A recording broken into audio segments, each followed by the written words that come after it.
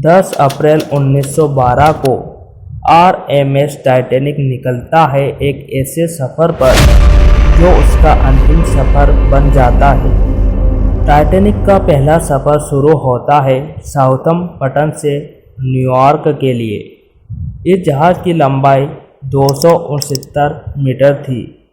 इस जहाज़ को ऑपरेट कर रहे थे कप्तान एडवर्ड जे स्मिथ। इस विशाल जहाज़ के मालिक थे J Bruce Smith. Harland and Wolff और British shipping company White Star Line द्वारा टाइटैनिक का निर्माण किया गया था। इस जहाज़ को बनाने में $7.5 मिलियन का खर्चा हुआ। टाइटैनिक जहाज़ बहुत ही लग्जरी था, जो किसी 5 स्टार होटल से कम नहीं था। इसका इंटीरियर देखने लायक था।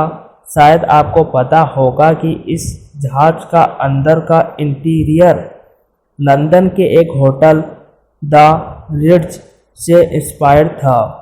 जिस जहाज़ के बारे में कहा जाता था कि यह कभी नहीं डूब सकता, तो क्या कारण था कि इतना विशाल जहाज़ समुद्र में समा गया और इसमें सवार यात्रियों के साथ क्या हुआ, जानते हैं इस वीडियो में।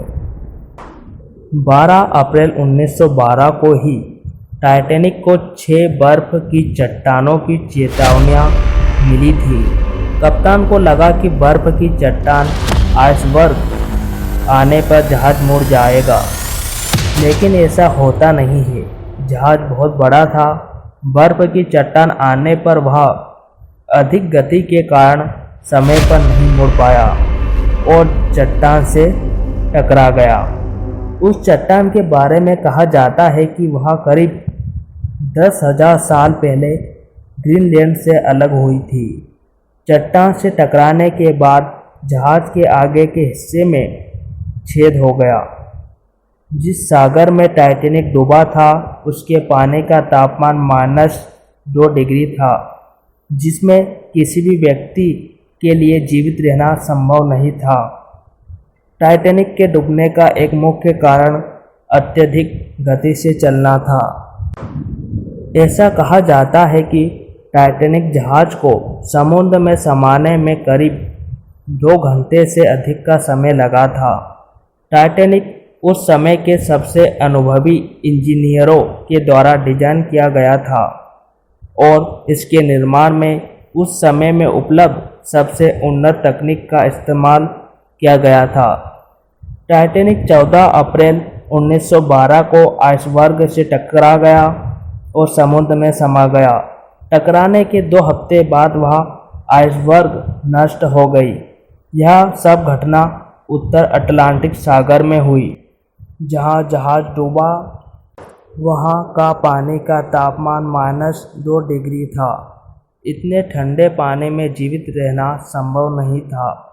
जहाज़ के डूबने की खबर सुनने के बाद भी म्यूजिशियन गाने बजाते रहे। ऐसा इसलिए ताकि मरने वाले लोग आखिरी कुछ समय खुशी से बिता सके। टाइटैनिक जहाज़ का डिज़ाइन कुछ इस तरह का था कि इस पर आराम से 64 लाइफ बोट लाई जा सकती थी, लेकिन इसे अनदेखा किया गया और सिर्फ 20 लाइफ बोट ही लाई गई। इस कारण भी ज़्यादा लोगों की जान चली गई। जल्दबाजी में लाइफ बोट को पूरा नहीं भरा गया। गिने चुने लोगों को ही इसमें बैठा कर ले जाया गया, जिस कारण कई लोग मौत का शिकार हुए। इस जहाज़ पर 2200 के लगभग लोगों की संख्या थी, जिसमें से करीब 1500 लोगों की जान चली गई।